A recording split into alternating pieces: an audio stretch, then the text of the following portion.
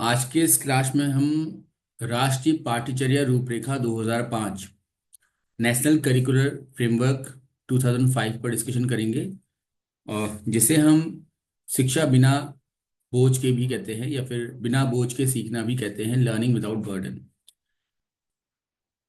तो बेसिक बातें तो आपको पता ही होती हैं इसकी, बट चलिए डिस्कस करते हैं। पीडीएफ आप लोगों को क्लास के बाद मिल जाएगा, लेकिन जो जो मैं पॉइंट्स आपसे नोट करने के लिए कहता हूँ हमेशा क्लास में, उसको ज़रूर आप सावधानी पूर्वक नोट करा करें कि वो एग्जाम के लिए थोड़ा सा एक्स्ट्रा कह सकते हैं कि इम्पोर्टेंट होता है, ठीक है ना। वो उनको बिल्कुल मिस नहीं करना, पढ़ना तो सभी कुछ है आपने। तो सबसे पहले, national curriculum framework 2005 was published to guide the institution and schools to encourage the overall development of the children and to move away from textbook centric learning। यानी, अच्छा, ये तो आप लोगों को पता ही है कि एनसीएफ को ड्राफ्ट करने की जिम्मेदारी जो होती है वो एनसीईआरटी की होती है,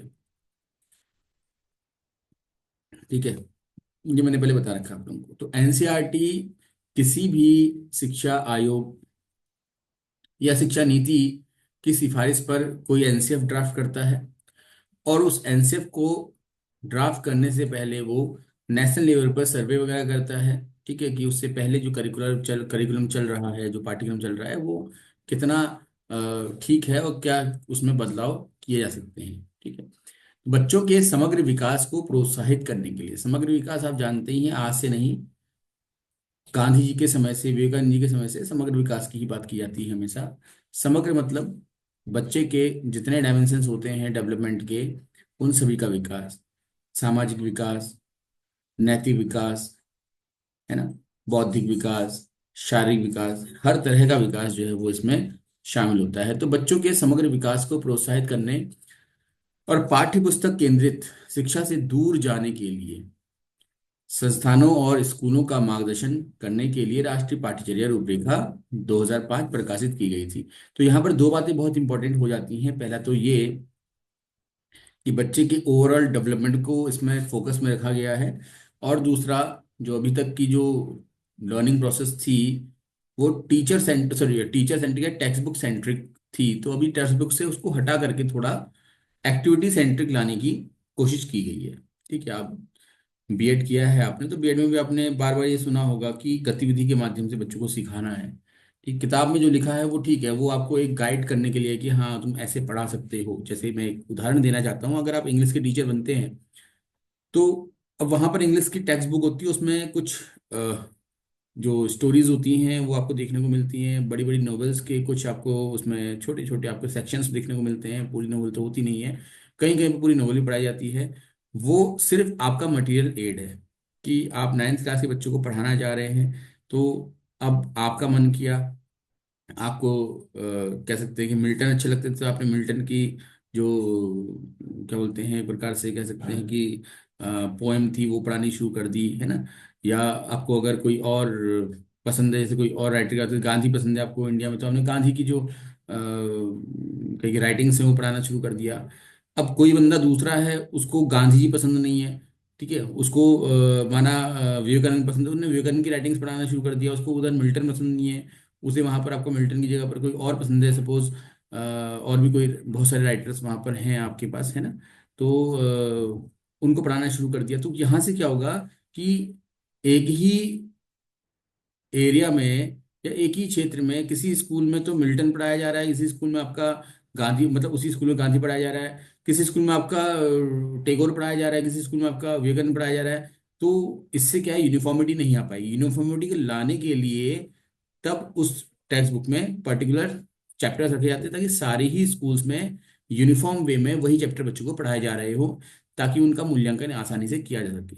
तो कहने का मतलब ये है कि अगर आप, माना कि आपको पसंद तो गांधी हैं, लेकिन आपके जो सिलेबस है उसमें गांधी पर कोई चैप्टर ही नहीं है, उस पर टैगोर पर चैप्टर है, तो ठीक है, आप टैगोर को पढ़ा रहे हैं, तो वहां पर बात आती है कि टैगोर को हम क्यों पढ़ा रहे हैं।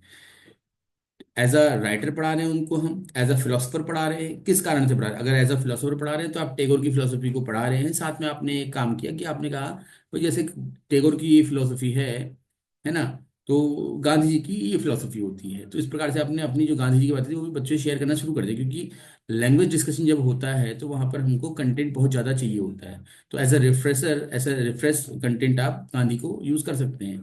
उसी प्रकार से आप अगर जैसे मिल्टन की पोम पढ़ा रहे हैं या मिल्टन को पढ़ा रहे हैं, और अब आपको मन किया कि यार मिल्टन की जगह E.M. फोस्टर बच्चों को बताना चाहिए मेरे को, तो ठीक है, वो सिलेबस में नहीं भी है तो उसको एज आप रेफरेंस कंटेंट यूज़ कर सकते हैं। बात समझ में आ रही है?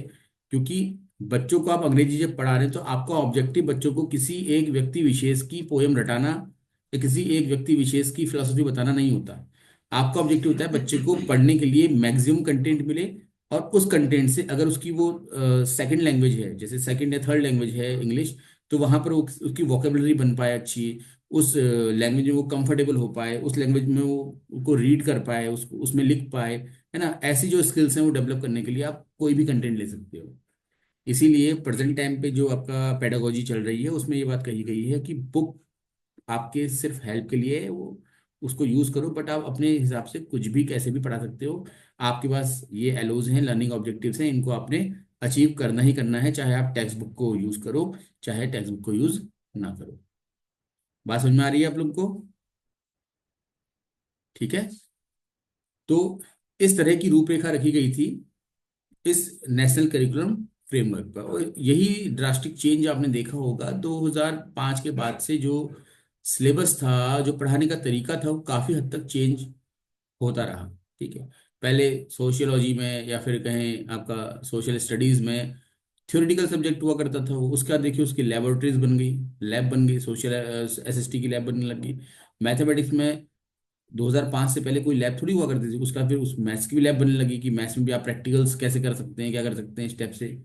तो कहने का मतलब ये है कि बच्चों को अधिक से अधिक एक्सपीरियंसेस मिले, इसके लिए और ज़्यादा काम किया गया, बच्चों को गतिविधि सिखाने का प्रयास किया गया। ठीक है, तो यही चीज़ में भी है। तो कुल मिलाकर के पहला काम ओवरऑल डेवलपमेंट, और दूसरा टेक्स्ट बुक सेंट्रिक जो लर्निंग है उससे दूर लेके जाना। A curriculum framework is a standardized format or organized plan or learning outcome that drives the curriculum for courses. Curriculum framework को का एक स्टैंडर्डाइज फॉर्मेट होगा या बनाया गया, और ऑर्गेनाइज प्लान, और एक संगठित रूप में उसको, व्यवस्थित रूप में उसको रखा गया, जिससे कि जो लर्निंग आउटकम्स है वो निकल करके आ सके। ठीक है, समझ में आ रहा है? लो, अच्छा, मैं आपसे एक बात कहता हूँ, आप उसको बताना कि उसका क्या आउटकम होगा। अगर हम किसी बच्चे से कहते हैं कि अपने आसपास हो रही घटनाओं के बारे में थोड़ा सा कुछ लिखो, इंग्लिश में लिखो या हिंदी में लिखो, लिखो, तो अपने घर के मतलब अपने आसपास हो रही घटनाओं के बारे में लिखने का काम जब बच्चा करता है, तो इससे किस प्रकार के अधिगम उद्देश्य या लर्निंग ऑब्जेक्टिव अचीव हो पाएंगे, बताओ।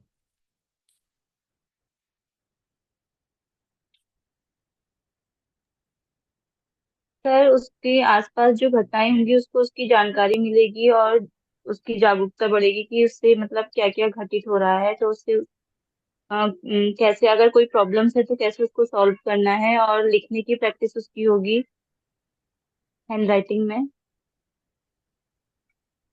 ठीक है। सबसे पहला तो देखो, जब हम आपसे ही कहते हैं बच्चे को छोड़ दो, अभी आप लोग यहाँ पर जितने प्रेजेंट हो, मैं आपसे ही कहता हूँ कि ऐसा करना, कल इवनिंग में जब हम क्लास में बैठेंगे तो उससे पहले कल दिन भर तुम्हारे सामने क्या क्या घटनाएं हुई उनको लिख करके लाना। ठीक। तो पहला काम क्या रहेगा आपका, कि सुबह को उठ करके अपने जो डेली रूटीन्स होते हैं उनको कंप्लीट करके, अब आप अपने आसपास जो कुछ हो रहा होगा उसको ऑब्जर्व कर रहे होंगे, तो आपका ऑब्जर्वेशन जो है वो थोड़ा सा अच्छा हो जाएगा। यस और नो? इसे कुछ इस तरीके से आप समझ यस। सकते हैं, जैसे कभी आपको स्कूटी लेनी होती है कोई, या कोई कार लेनी होती है, तो आप जब भी उससे पहले, अभी जैसे अभी नहीं लेनी है, अभी आप रोड में जाओगे, आप चल रहे हो, आप ऑटो में बैठे या आपकी स्कूटी, आप स्कूटी से गए, कोई मतलब नहीं, आपको कुछ जाना था, आप पहुंच गए, रास्ते में कोई गाड़ी गई कोई नहीं गई, आपका ध्यान नहीं गया उस पर। लेकिन अभी क्या है कि आपने प्लान किया है कि आप 1 महीने के अंदर एक कार लेने वाले हैं, तो रास्ते में चलते हुए आपको सारी जो कार होंगी उसको ऑब्जर्व करने लग जाएंगे, आप बहुत कीन ऑब्जर्वर बन जाएंगे हर कार के। ये सुनो, ऐसा होता नहीं होता है? अभी जी आप न्यूज़पेपर पढ़ते हैं या सर। फिर? हाँ बोलिए।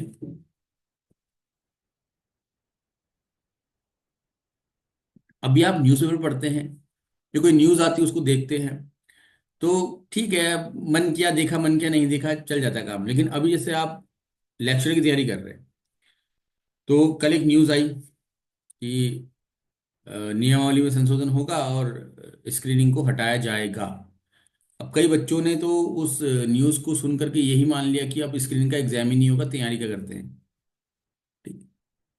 तो क्या हुआ? बहुत सारी और न्यूज़ भी तो आई ना। न्यूज़ ये भी आई कि किसको टिकट मिला, किसको नहीं मिला, मेयर के या फिर पार्षद के चुनाव हो रहे हैं हमारे उत्तराखंड में। न्यूज़ ये भी आई कि कहीं दूर कहीं कोई बस का एक्सीडेंट हो गया। न्यूज़ ये भी आई कि ऑस्ट्रेलिया में कुछ हो गया। यूं न्यूज़, बहुत सारी न्यूज़ आई अलग तरह की, लेकिन आपका जो फोकस था वो उस न्यूज़ पे ज़्यादा रहा। क्यों? क्योंकि आपका इंटरेस्ट उस तरफ है, आपका जो ऑब्जेक्टिव है वो उसी को अचीव करना है। तो ये इस तरीके से, ठीक है। बहरहाल, जो न्यूज़ आई है उस पर ज़्यादा आपको ध्यान देने की जरूरत नहीं है, क्योंकि जब भी कोई नियमावली संशोधन होती है, तो उस संशोधन के बाद की जो रिक्तियां होती हैं या फिर वैकेंसीज होती हैं, उस पर उसका इफेक्ट पड़ता है। जो आप फॉर्म भर चुके हैं उस पर उसका कोई इफेक्ट नहीं पड़ता। ठीक है, ये है। तो इस तरह से जब हम बच्चे से कहते हैं कि तुमको अपने आसपास होने वाली घटनाओं के बारे में लिखना है, तो बच्चे का ऑब्जर्वेशन बढ़ता है। और किसी भी तरह की लर्निंग के लिए ऑब्जर्वेशन अच्छा होना बहुत ज़रूरी है। जब तक आप अच्छे ऑब्जर्वर नहीं होंगे, तब तक आप कुछ सीख नहीं सकते। आप देखो, जैसे आप कोई भी घटना अपने जीवन की याद करो, जब आपको किसी विषय में दिक्कत होती होगी, आपने ट्यूशन लगाया होगा, तो जिस पॉइंट पे आप बड़े अटकते होंगे या फिर डिफिकल्टी फील करते होंगे, उस पॉइंट को समझने के समय आप बहुत फोकस होकर के सुनते होंगे। आप कहते होंगे अपने साथियों, अरे अब ये टॉपिक मुझे समझना है, प्लीज चुप रहो। या फिर जब आप यूट्यूब से ही कोई टॉपिक सुन रहे होते हैं, तो आप उस समय बड़ा ध्यान लगाते हैं उस चीज़ पे, जो चीज़ आपको नहीं आ रही होती है देखने में। होता ही नहीं होता ऐसा। तो अच्छे लर्नर के लिए अच्छा ऑब्जर्वर होना बहुत जरूरी है। तो एक बेनिफिट तो ये हो गया। अब इसके लिए किताब की जरूरत थोड़ी पड़ रही है हमको। किताब पढ़ाएंगे तब बच्चा सीखेगा, उस नहीं, अब तो सीख लेगा। दूसरा, आपने बच्चे से कहा है कि लिखने के लिए, तो लिखने के लिए बच्चा सोचेगा भी। जो उसने ऑब्जर्व किया है, जैसा ऑब्जर्व किया है एज इट इज तो लिखेगा नहीं। अब कोई बच्चा तो एज इट इज लिख देगा, कोई थोड़ा उसमें भाषा का एक कहें अलंकृत रूप रखेगा, यानी कि उसको थोड़ा सा और बेहतर बना करके लिखने की कोशिश करेगा, कोई कविताओं में लिख देगा उसको। तो इस तरीके से बच्चे का लेखन कौशल जो है उसका भी विकास होने लगता है। ठीक है, तो ये रहा। तो अब इसके लिए बुक्स की जरूरत थोड़ी है। इसके लिए तो टीचर स्मार्ट होना चाहिए, टीचर के पास एबिलिटी होनी चाहिए कि वो बच्चों को जो सिखाना है उसको किस तरीके से सिखा पा रहा है। ठीक है।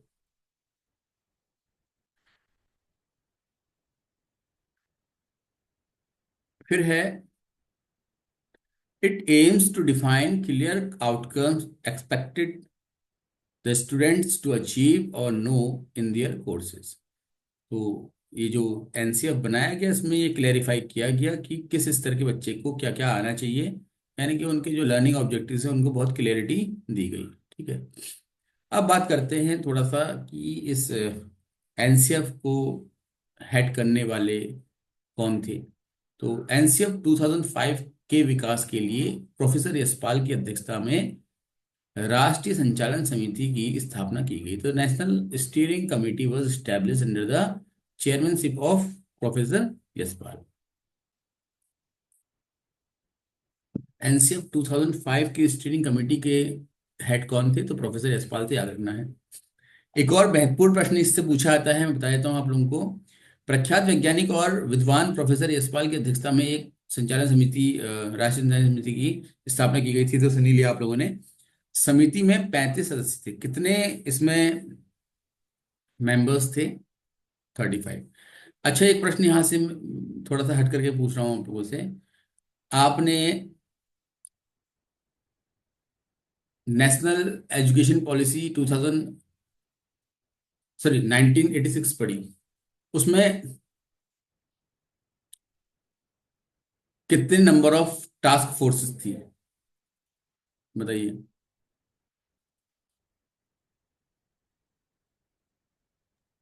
सर 23। हम्म, गुड, 23, ठीक है। तो यहाँ पर ऐसे ही नंबर ऑफ मेंबर्स कितने हैं, टास्क फोर्स कितनी है, ये सब याद रहना चाहिए। ठीक।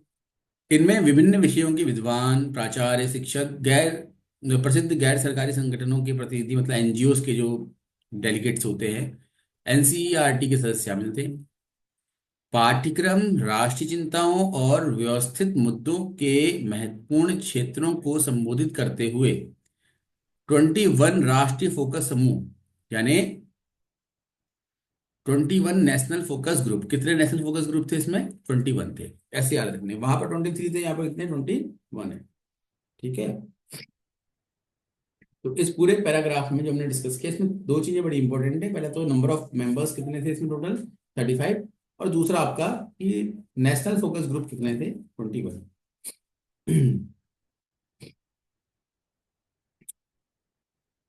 आगे बढ़ते हैं।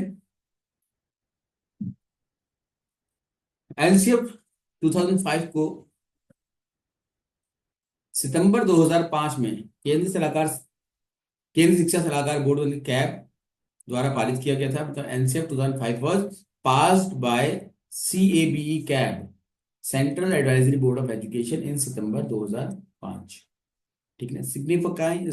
Signifying its official approval. ठीक है। तो कब इसको अप्रूव किया गया कैब द्वारा, तो ये पूछेगा नहीं आपसे, इतना इंपॉर्टेंट नहीं है, फिर भी।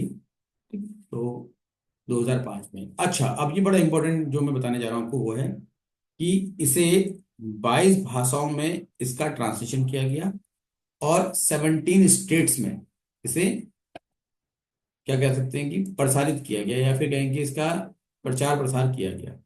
ठीक है। और हर देश, सॉरी, हर राज्य के लिए प्रचार प्रसार के लिए जो अनुदान था वो कितना था? 10 लाख रुपया। ठीक है। तो NCF has been translated into 22, तो कितनी लैंग्वेजेस में क्या किया? तो ज्यादा लोड नहीं लेना है अभी। हमारी प्रादेशिक भाषाओं की संख्या कितनी है, हिंदी पढ़ेंगे आप तो वहां पर भी आएगी चर्चा, लेकिन फिर भी पता ही होगा आप लोगों को 22 हमारी लैंग्वेजेस हैं, है ना, जिनको हमारे क्या कि मानक भाषा मानक से अप्रूवल है। ठीक है।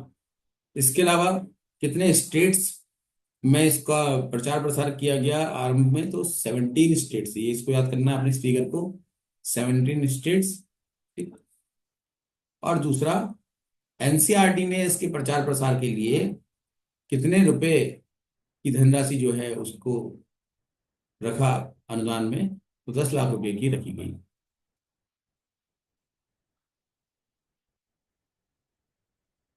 ठीक है। तो इस पैराग्राफ में तीन चीज इंपॉर्टेंट थी। पहला, कितनी भाषाओं में ट्रांसलेशन किया गया, तो 22 भाषाओं में। कितने स्टेट्स में इसको प्रचारित प्रसारित किया गया, 17। और उसके बाद कितना अनुदान रखा गया इसके प्रचार प्रसार के लिए। तो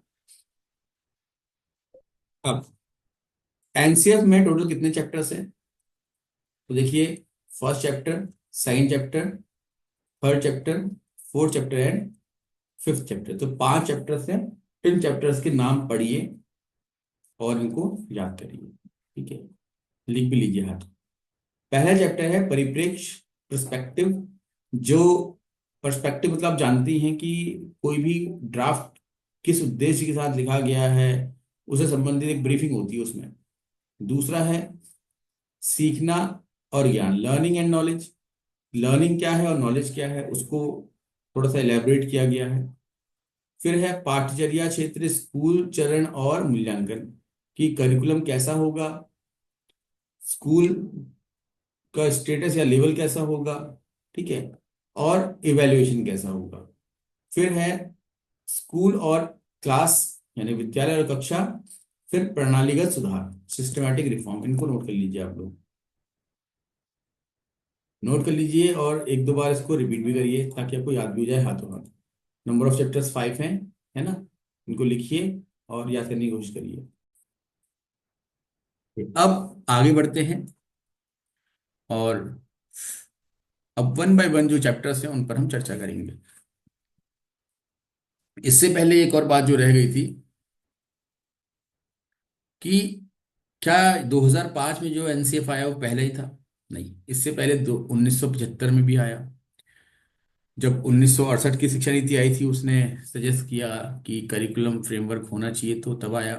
फिर 1986 की शिक्षा नीति ने जब सजेस्ट किया तो 1988 में आया। उसके बाद फिर 2000 में आया। फिर 2005 में तो आप पढ़ ही रहे हैं, और इसके बाद फिर अभी 2023 में आ गया है। ठीक है। तो इसके बाद आप 2023 भी पढ़ेंगे, वो भी है, सिलेबस में लिखा नहीं है आपको, बट पढ़ेंगे उसको भी हम। ठीक है। तो ये है। तो ये इनका कालक्रम है, कब कब आया, क्या क्या आएगा, क्या है।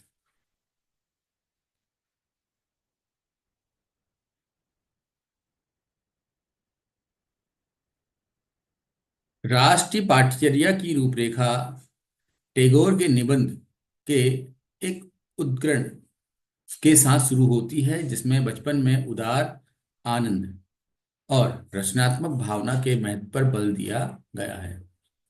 ठीक है। The national curriculum framework opens with the quote from Tagore's essay emphasizing the importance of generous joy and creative spirit। Generous Joy का मतलब क्या होता है? देखो, जॉय मतलब है मजा। मजा तो किसी भी चीज में आ सकता है। आपने किसी इंसान को इंसल्ट कर दिया और आपको मजा आ गया उसमें। जैसे होता है ना कई बार कि कोई, आप दो चार दोस्तों के साथ घूम रहे थे और कोई बंदा सामने से आया, आपने क्या किया, आपने एक बाल्टी भरी कीचड़ उसके ऊपर डाल दिया, आपने कहा मजा आ गया। तो ये जनरस जॉय के अंदर नहीं आया। आनंद तो आएगा आपको उसमें, लेकिन वो अच्छी बात नहीं है। ठीक है। किसी के साथ गलत करके आप आनंदित हो रहे हैं, क्यों? या फिर कई बार बच्चे क्या करते हैं कि जैसे गाय घोड़े किसी जानवर के पीछे से क्या बोलते हैं पटाखे फोड़ देते हैं, और वो जानवर दौड़ता है, तो उन बच्चों को मजा आता है उसमें। तो वो जनरस जॉय के अंदर नहीं आता। तो जनरस जॉय मतलब जिसमें आपको आनंद की अनुभूति तो हो रही है, लेकिन एक अच्छे उदारात्मक आनंद की अनुभूति हो रही है। दूसरा आपका है क्रिएटिव स्पिरिट। क्रिएटिव स्पिरिट मतलब रचनात्मक भावना, कि किसी भी चीज को कुछ नए तरीके से करने की जो एक स्पिरिट होती है, उसे हम क्रिएटिव स्पिरिट कहते हैं।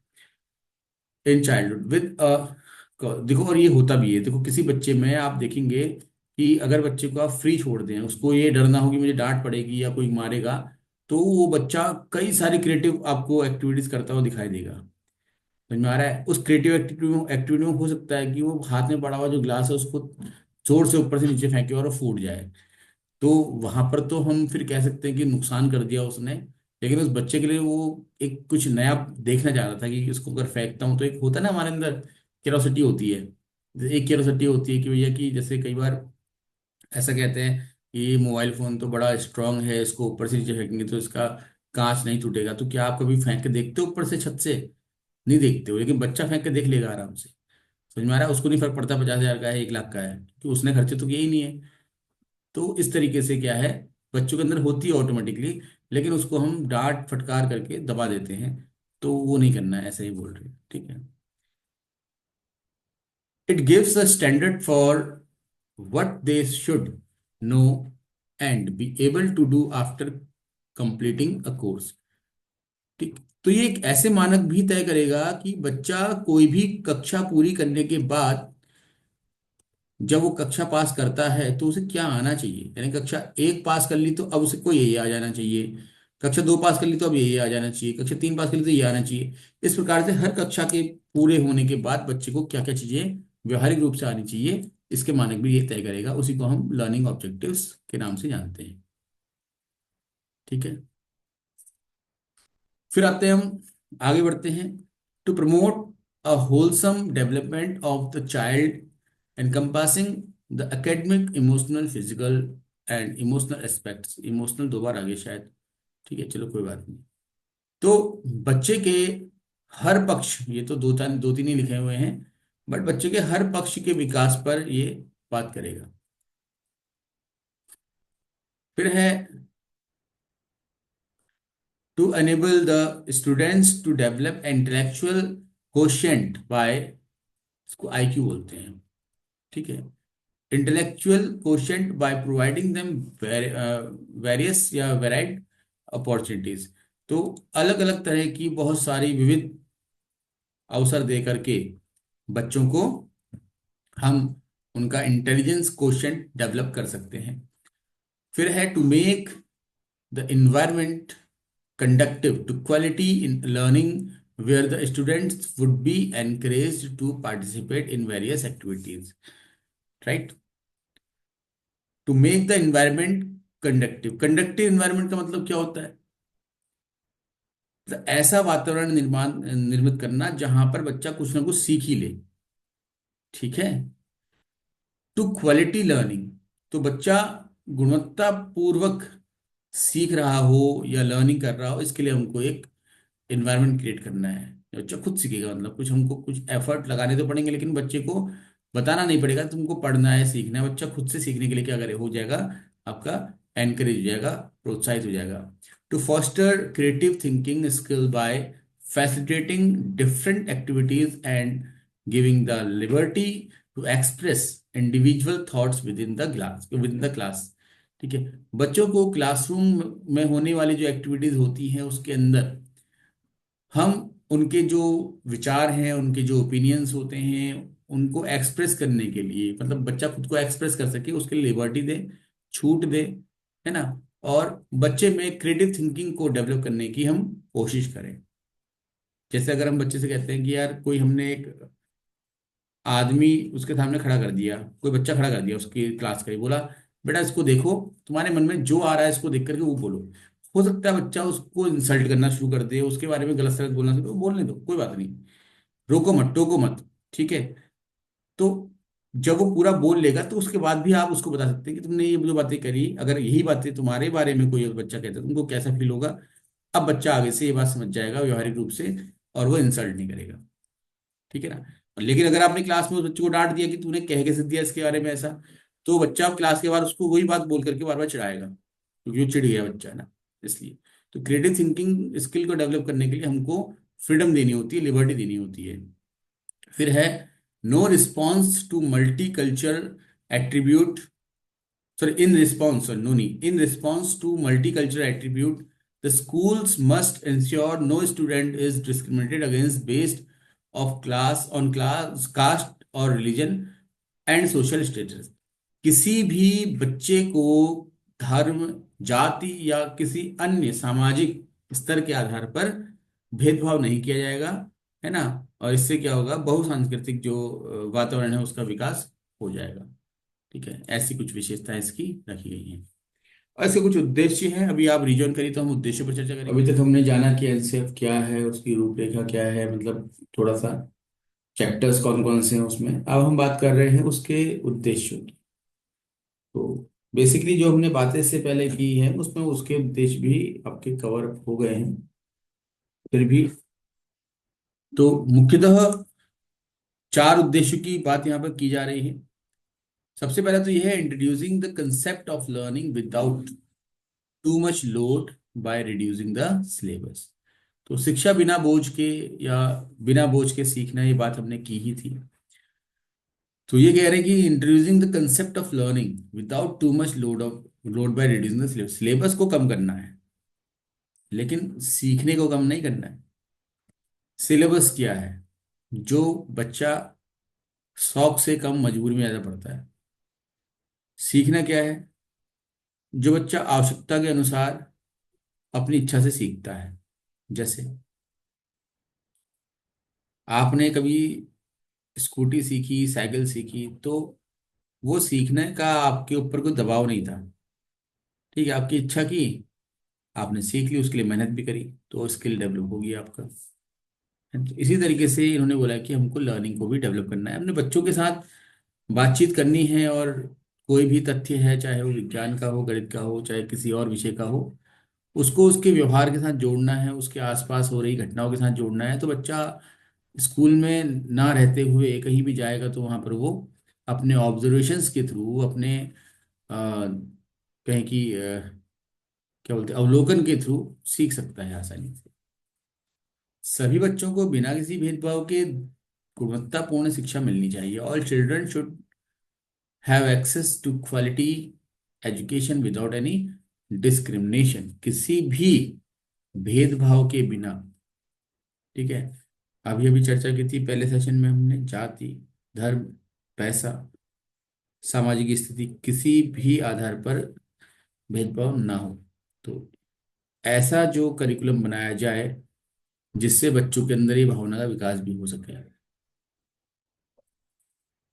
फिर है curricular practices should be in alignment with secularism, social justice and equality. वही हमारे डेमोक्रेटिक वैल्यूज की बात यहाँ पे कर दी है।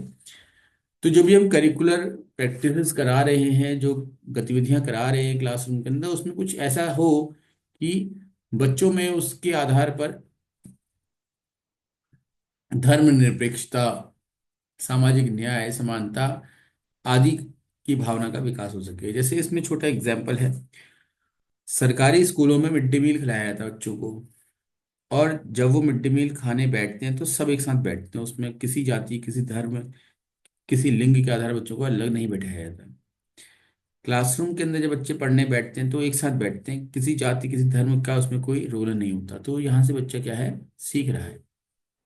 ठीक है ना, कि ये धर्म जाति वाति कुछ नहीं होती, हम सब एक जैसे ही हैं। समाज में राष्ट्रीय शिक्षा प्रणाली को मजबूत बनाना, strengthening the national education system in the society. जो भी राष्ट्रीय शिक्षा प्रणाली की सिफारिशें हैं उसको पुरजोरता के साथ उसको आत्मसात करना। तो और साथ ही साथ जो हमारा सिस्टम है एजुकेशन का ऑल ओवर इंडिया, उसको स्ट्रांग बनाना। ठीक है, उसकी जो ऑब्जेक्टिव्स हैं वो अचीव हो सके, ऐसा कुछ प्रैक्टिस में लेकर के आना। एनसीएफ 2005 में जिन महत्वपूर्ण पहलुओं को शामिल किया गया है उनमें बच्चों की सीखने की रुचि, बच्चों का इंटरेस्ट, और बच्चों के इंटरेस्ट के बेसिस पे हम उनको पढ़ाएं, मूल्यवान व सुने जाने की भावना शामिल है। स्कूल और पाठ्यक्रम को एक अनुकूल कक्षा वातावरण बनाना चाहिए। ये तो हम चर्चा कर ही चुके हैं, इस पर आगे बढ़ते हैं। मैं पीडीएफ भेजूंगा आपको, तो देख लीजिएगा उसको आप, ठीक है, दोबारा से। अब बात करते हैं राष्ट्रीय पाठ्यचर्या की रूपरेखा का मार्गदर्शक सिद्धांत, guiding principles of national curriculum framework. Important है, हाँ। इसको आप बिल्कुल ऐसे मत लेना कि यार ठीक है देख लेंगे, पढ़ लेंगे, याद कर लेंगे, याद करने ही है। कितने गाइडिंग प्रिंसिपल्स हैं, 5 हैं, और 5 के 5 इंपॉर्टेंट हैं। सीखने को स्कूल के बाहर वास्तविक उदाहरणों के साथ जोड़ना, तो connecting learning to real life examples outside the school. बच्चे को जो क्लास में पढ़ा रहे हो आप, वो बाहर भी देख सके। जैसे अगर बच्चे को स्कूल में आपने गिनती सिखाई, तो अब आपने बोला कि एक काम करो, आप घर जाओ, अपने घर में देखो कि कितने दरवाजे हैं, कितनी कटोरियां हैं, कितनी चम्मच हैं। बच्चा उसको जो गिनती है उसको घर पे आकर के प्रैक्टिकल वे में सीख रहा है। नहीं, बच्चों को आपने स्कूल में ये सिखाया कि कोई भी वस्तु ऊपर फेंकोगे तो नीचे आएगी, गुरुत्वाकर्षण का नियम। अब देखना क्या घर में कोई ऐसी वस्तु है तुम्हारी जो ऊपर फेंकने में नीचे नहीं आती, वो चेक कर रहा है। तो इस तरह से चीजें हैं। रटने के तरीकों के बजाय सीखने के विभिन्न तरीकों को सुनिश्चित करना, ensuring different learning approaches rather than rote methods. ठीक है, तो रटने की पद्धति को दूर करके, है ना, प्रैक्टिकल वे में सीखे बच्चा, ऐसी कुछ व्यवस्था करना। ये गाइडिंग प्रिंसिपल को एज इट इज लर्न करना आपने, एज इट इज। फिर है पाठ्य पुस्तकों से परे ज्ञान और अनुभव प्रदान करने के लिए पाठ्यक्रम को बढ़ावा देना। फिर है परीक्षा देने के लचीलेपन में सुधार करना, और मतलब वही परीक्षा प्रणाली का सुधार हो गया आपको, उन्हें कक्षा स्कूली जीवन के साथ एकीकृत करना। देश की लोकतांत्रिक राजनीति के भीतर चिंताओं से प्रेरित एक सर्वोपरि पहचान को बढ़ाना। तो ये गाइडिंग प्रिंसिपल है। इनमें कोई प्रिंसिपल अगर आपको, इसको रीड आउट करिए। कोई भी अगर आपको लग रहा है कि ये रीड करके समझ में नहीं आ रहा तो पूछिए उसको। आज के इस क्लास में हम शिक्षा का अधिकार अधिनियम 2009 पर चर्चा करेंगे। अंग्रेजी में इसको राइट टू एजुकेशन एक्ट कहा जाता है। स्लाइड पूरी है अंग्रेजी में रहेगी, एक्सप्लेनेशन हिंदी में रहेगा। तो उम्मीद करता हूँ कि समझ में आएगा आप लोगों को। ठीक है, तो सबसे पहले तो थोड़ा इसको समझ लेते हैं कि ये शिक्षा का अधिकार का मतलब क्या है। अधिकार किसके लिए होगा ये?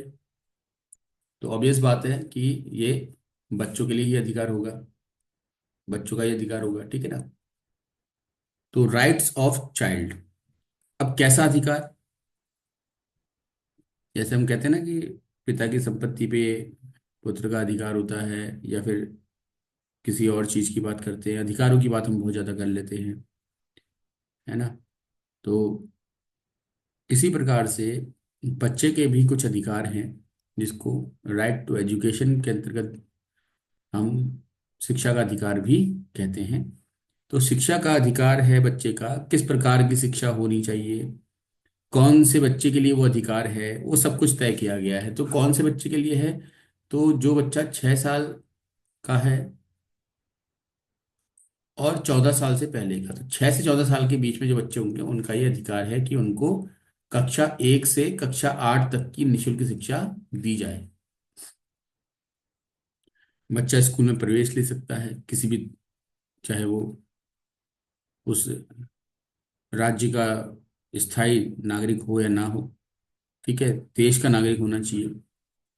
किसी भी जात, किसी भी धर्म, किसी भी लिंग, कुछ भी हो बच्चा आपका, अगर उसके लिए एक ही कैटेगरी है, मतलब एक ही उसके लिए क्या है, नियम है कि वो बच्चा भारत का नागरिक होना चाहिए और 6 वर्ष का होना चाहिए, तो उसको कक्षा 1 में अनिवार्य रूप से निशुल्क एडमिशन दिया जाएगा। ठीक है, चर्चा करेंगे इस पर हम आगे।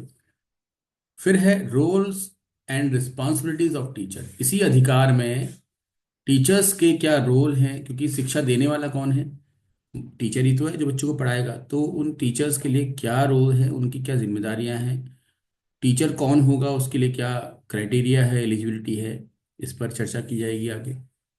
इसके बाद स्कूल गवर्नेंस एंड मैनेजमेंट। ठीक है, विद्यालयी प्रशासन और प्रबंधन। तो जिस बच्चे को पढ़ने का हमने अधिकार दिया है, अब जब स्कूल में एडमिशन वो ले रहा है निशुल्क, तो सबसे पहले तो ज़रूरत है टीचर की, वो जो पढ़ाएगा उसको, उसके लिए हमने रूल्स और रिस्पॉन्सिबिलिटीज तय कर दी। उसके बाद अब जो दूसरी आवश्यकता है वो है उस स्कूल के प्रबंधन की, जो कि व्यवस्थाएं उपलब्ध करवाएगा, जैसे फर्नीचर चाहिए, ब्लैक बोर्ड चाहिए, टीचर चाहिए, सब कुछ, और साथ ही साथ प्रशासन की। ठीक है, तो फिर आता है करिकुलम और इवैल्यूएशन इम्पेरेटिव्स, यानी पाठ्यक्रम क्या होगा और मूल्यांकन कैसे किया जाएगा, इन पर भी चर्चा यहाँ पर की गई है। सबसे इम्पोर्टेंट तो है बच्चे के अधिकार पर चर्चा। आइए जानते हैं कि क्या अधिकार, कैसे अधिकार दिए गए हैं। तो कुछ ऐतिहासिक घटनाक्रम पर बात करते हुए, नहीं भी चर्चा करते तो चल जाता काम इसमें, हालांकि देखो, इसके लिए आप ये मत देखो, ब्लैंक कर लेते हैं इसको हम पहले ना।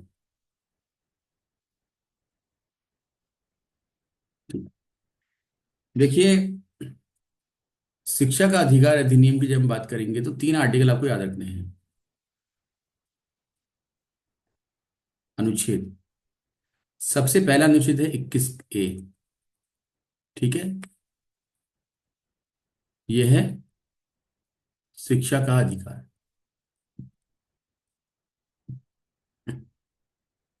ठीक है, फंडामेंटल राइट, देखिए मौलिक अधिकार।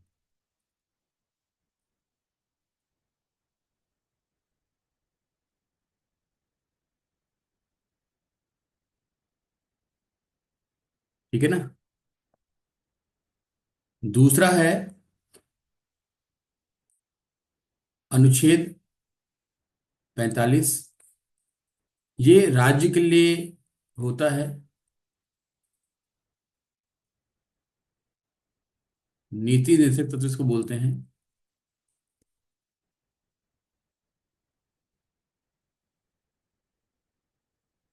ठीक है, डायरेक्टिव प्रिंसिपल्स, है ना, जिसमें ये बात रखी गई है अनुच्छेद 45 में कि प्रत्येक राज्य, ये राज्य को निर्देश होते हैं संघ के, मतलब भारत संघ जो है वो केंद्र सरकार, इसको हम बोलेंगे केंद्र सरकार, राज्य सरकार को निर्देशित करेगी कि आप अपने राज्य में 1 से 14, सॉरी 1 से 8 तक की कक्षाओं के लिए, जो कि 6 से 14 वर्ष के बच्चों के लिए उपलब्ध कराई जानी है, निशुल्क व्यवस्था करें। और तीसरा है अनुच्छेद 51A, 51, ए, ये हैं हमारे मौलिक कर्तव्य। ऊपर थे मौलिक अधिकार, 51A मौलिक कर्तव्य है। एक प्रश्न आपसे रहेगा कि कितने मौलिक कर्तव्य हैं, बताओ। कुल 11 अच्छा, मौलिक। हाँ बोलिए।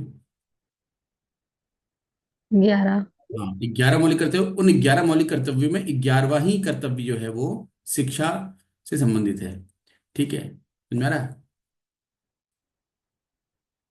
यानी 51A के अंदर 11वां कर्तव्य, जिसको हम क्लॉज के कहते हैं। तो यहां पर ये कहा गया है कि प्रत्येक भारतीय नागरिक का यह कर्तव्य रहेगा कि वो अपने पाल्य, जिसको वो पाल रहा है, चाहे वो उसका अपना खुद का बच्चा हो, चाहे वो किसी बच्चे को गोद लेकर के आया हो, चाहे अपने किसी रिश्तेदार के बच्चे को अपने घर पे रख रहा हो, तो उसकी जिम्मेदारी बनेगी कि वो उस बच्चे को, जो कि 6 वर्ष का है, तो विद्यालय में उसका एडमिशन करवाए। तो ये 3 अनुच्छेदों की बात यहाँ पर की गई है। आई होप कि ये पहले भी आपको पता ही होगा, याद आपने किए होंगे, नहीं किए हैं तो लिख लीजिए इनको आप। चलिए लिखिए।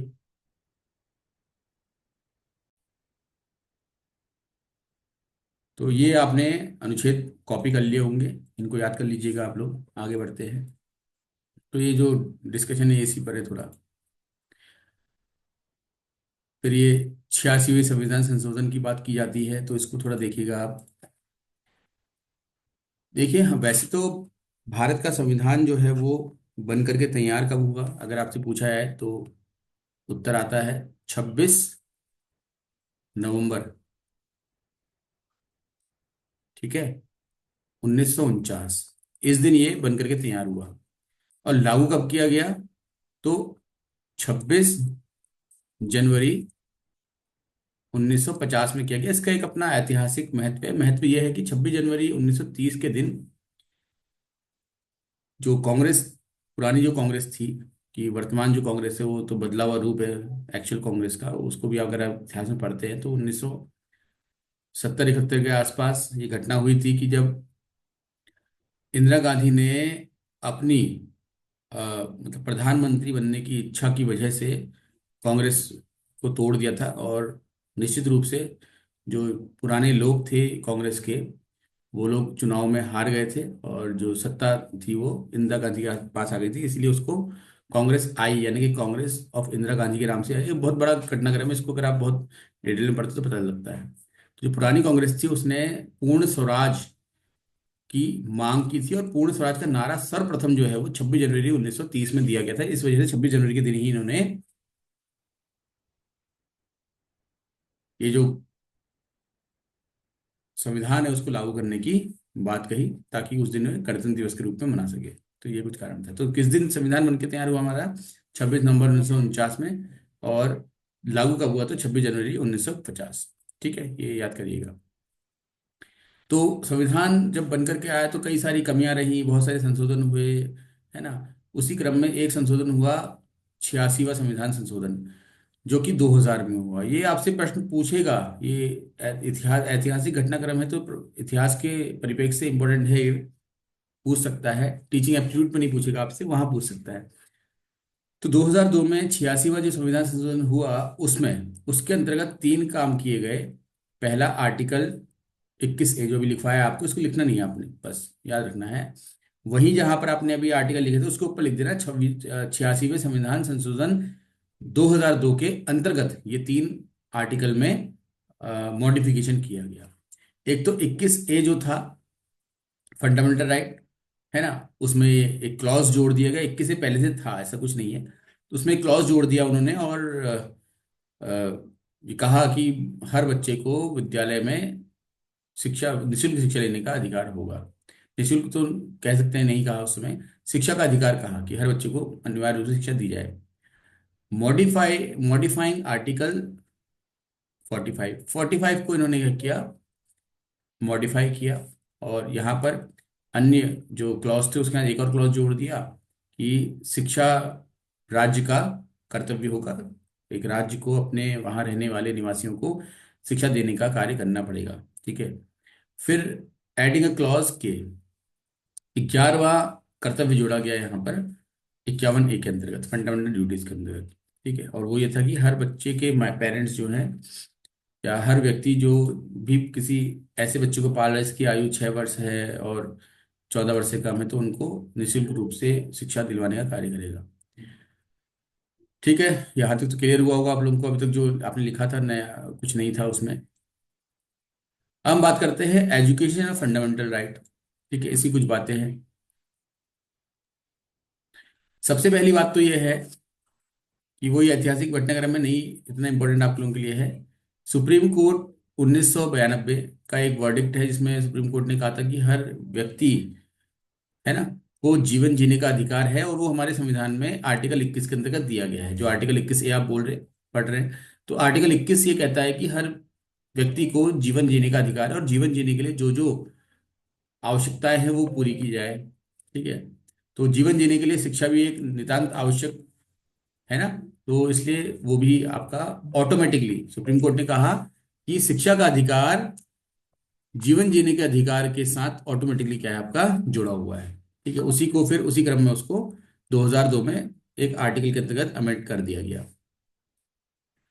फिर है right of children to free and compulsory education act. और इसके बाद क्या है, अभी तक ये कानून नहीं था, संशोधन तो कर दिया, लेकिन कानून बनाया गया कब इसको, विशेष रूप से 2009 में। तो 2009 में राइट टू और right of children to free and compulsory education act करके राइट बनाया गया आपका, शिक्षा का अधिकार अधिनियम, एक कानून बनाया गया।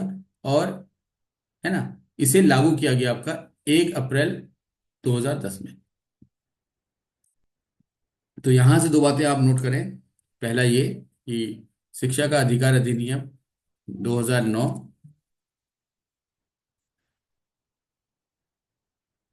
1 अप्रैल 2010 के दिन लागू किया गया। ठीक है।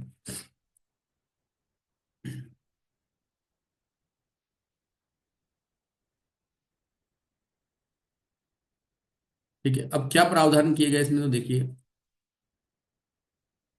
लिखना नहीं है, सुनना है सिर्फ। To free and compulsory admission attendance and completion of E. E मतलब है एलिमेंट्री एजुकेशन। कक्षा 1 से 8 तक की जो शिक्षा होती है उसको हम एलिमेंट्री एजुकेशन कहते हैं।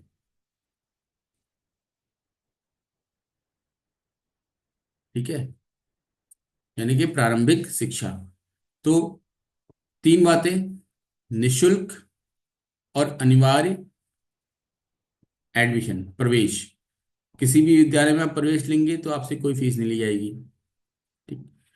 दूसरा, अटेंडेंस, बच्चों की जो उपस्थिति है वो अनिवार्य रहेगी, है ना। और last, completion of elementary education. तो एलिमेंट्री एजुकेशन कंप्लीट करवाई जाएगी उनकी।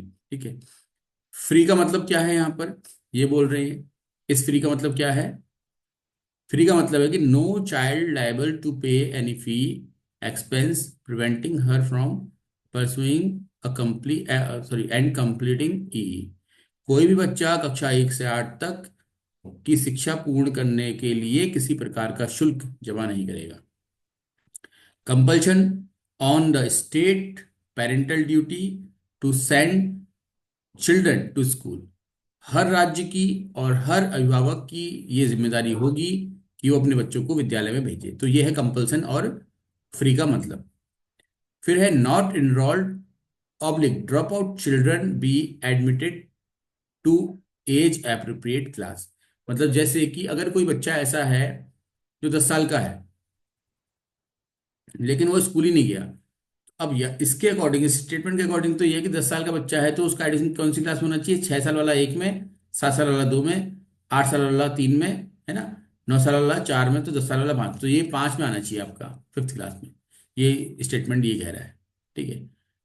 बट यहाँ पर ऐसी पॉसिबिलिटी थोड़ा सा कम हो पाती है, हालांकि 6 साल का बच्चा एडमिशन ले लेता है तो ठीक रहता है। अदरवाइज कोशिश की जाती है कि उस बच्चे को जो उस 10 साल का है या 9 साल का है उसके समकक्ष उसकी एज के जो बच्चे पढ़ रहे हैं उनके साथ पढ़ाया जाए। ठीक है, ये स्टेटमेंट का मतलब है।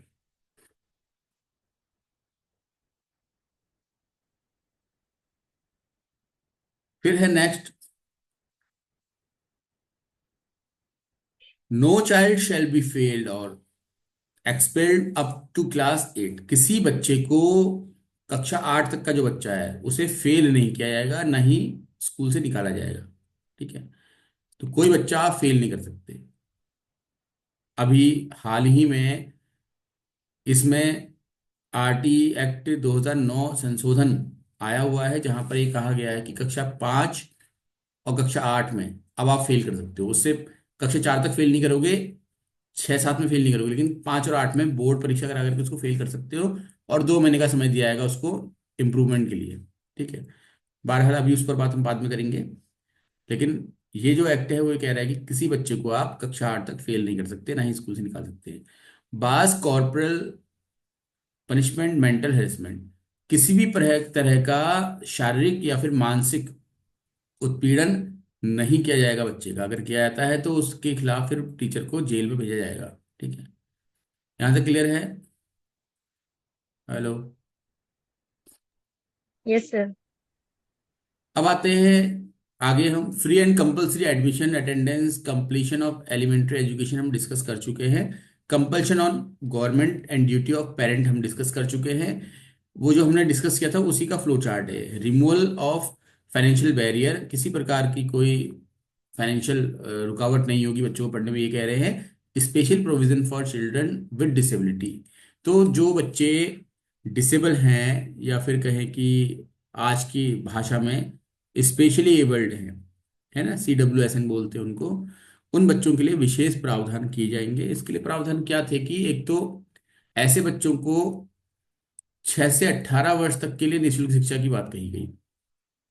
आम बच्चों के लिए क्या है, 6 से 14 वर्ष तक निःशुल्क शिक्षा है। इन बच्चों के लिए 6 से 18 वर्ष की जो शिक्षा है वो पूरी फ्री रहेगी। ये थोड़ा सा विशेषता है इसमें, है ना। और उनके स्कॉलरशिप के लिए भी बात की गई यहाँ पर कि इनको स्कॉलरशिप भी दी जाएगी।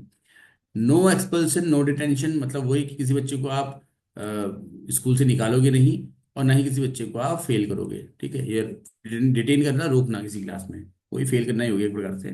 बार कॉर्पोरल पनिशमेंट, मेंटल हेरेसमेंट होगी चर्चा। Special provision for out of school children, जो बच्चे स्कूल से बाहर है, जो स्कूल आए नहीं है आज तक, उनके लिए प्रोविजन वही बताया जो आपको मैंने, कि अगर बच्चा 10 साल का है तो उसको उसकी आयु के हिसाब से ही कक्षा में एडमिशन करवाया जाएगा। फिर है प्रोविजंस फॉर टीचर। अब टीचर के लिए प्रोविजन क्या है, देखो, ये आप लोगों को बताने की जरूरत नहीं है, आप लोग सब बीएड किए हुए हैं।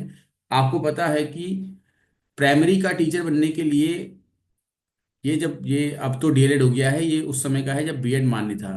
प्राइमरी का टीचर बनने के लिए आपको बीएड होना चाहिए, और साथ में टीईटी फर्स्ट क्लियर होना चाहिए आप लोगों का। बीएड करने के लिए ग्रेजुएशन में 50% अनिवार्य रख दिए गए थे, क्योंकि 2009 से पहले आप लोगों को याद ही होगा, 10 से पहले, कि कितनी परसेंट हो जाए तो एडमिशन हो जाता था बीएड पे, लेकिन बाद में फिर 50% अनिवार्य कर दी गई। ठीक है। इसी वजह से कई लोगों ने उस समय फिर जम्मू जाकर के अपना बीएड किया, है ना। तो ये है। तो टीचर के लिए क्या है देख लेते हैं।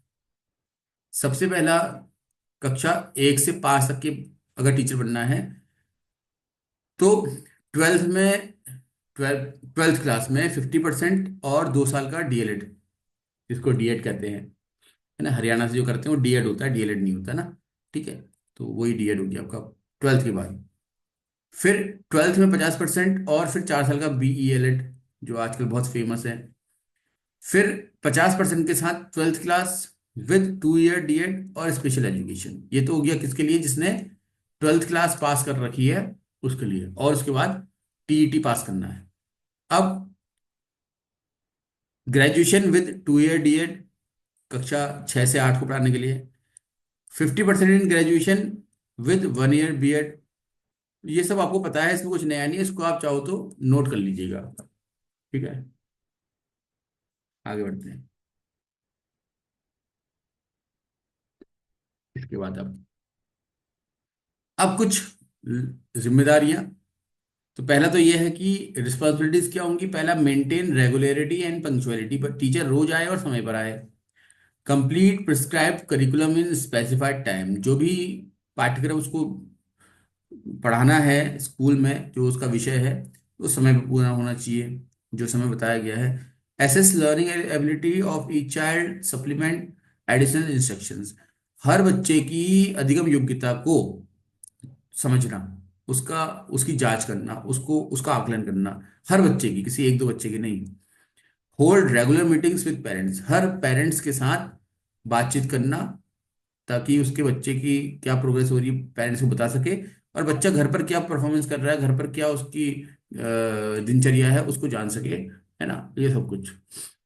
अब क्या नहीं करना है, प्रोहिबिट प्राइवेट ट्यूशंस, किसी भी तरह से प्राइवेट ट्यूशंस नहीं पढ़ाने होंगे।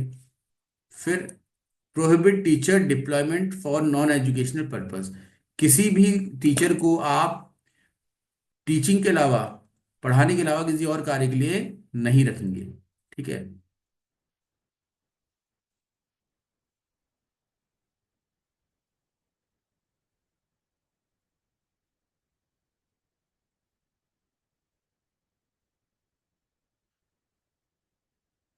अब देखिए यहाँ पर स्कूल के लिए कुछ प्रोविजन रखे गए।